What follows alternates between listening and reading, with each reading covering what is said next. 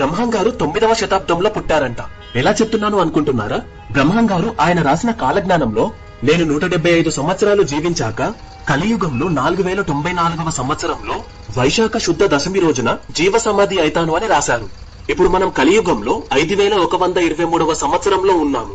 అంటే as per కాలజ్ఞానం ఆయన జీవ సమాధి అయిన ఇయర్ 992 ఏడి.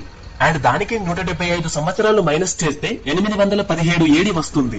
సింపుల్ గా అర్థమయ్యేలా చెప్పాలి అంటే ఎస్ చంద్రశేఖర్ గారి ప్రకారం బ్రహ్మం గారు 817వ సంవత్సరంలో పుట్టి 175 సంవత్సరాలు బ్రతికి మళ్ళీ 992 సంవత్సరంలో జీవ సమాధి అయ్యారు. కానీ బ్రహ్మం గారి చరిత్రలో అండ్ అలాగే బ్రహ్మం గారి మఠంలో పెట్టిన ఒక బోర్డులో గనక చూసుకుంటే ఈయన 1600లో పుట్టి 1693లో జీవ సమాధి అయ్యారు అని రాసి ఉంది.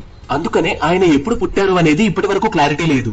అండ్ ఇదే కాదు, బ్రహ్మం గారు మళ్ళీ వీరభోగ వసంతరాయులుగా ఆయన జీవ సమాధి అయిన తర్వాత అంటే 4094కి 16 సైకిల్స్ అయిన తర్వాత మళ్ళీ నేను విశ్వవసు నామ సంవత్సరంలో పుడతాను అని చెప్పారు. ఒక్క సైకిల్ అంటే 60 సంవత్సరాలు, అలా 16 సైకిల్స్ అంటే 1961 నుండి 1965 వరకు. ఈ టైంలోనే బ్రహ్మం గారు పుట్టి ఉండాలి. ఒకవేళ ఈ లెక్క ప్రకారం చూసుకుంటే బ్రహ్మం గారు వీరభోగ వసంతరాయుల్లాగా పుట్టి ఉంటారా? అసలు ఆయన చేసిన ప్రెడిక్షన్స్ ఎన్ని నిజమయ్యాయి? అసలు ఈ కాలజ్ఞానం నిజమేనా? సో బ్రహ్మం గారు ఇప్పటి వరకు చేసిన ప్రెడిక్షన్స్ లో అండ్ అలాగే ఫ్యూచర్ లో ఏం జరగబోతుంది అని చెప్పారో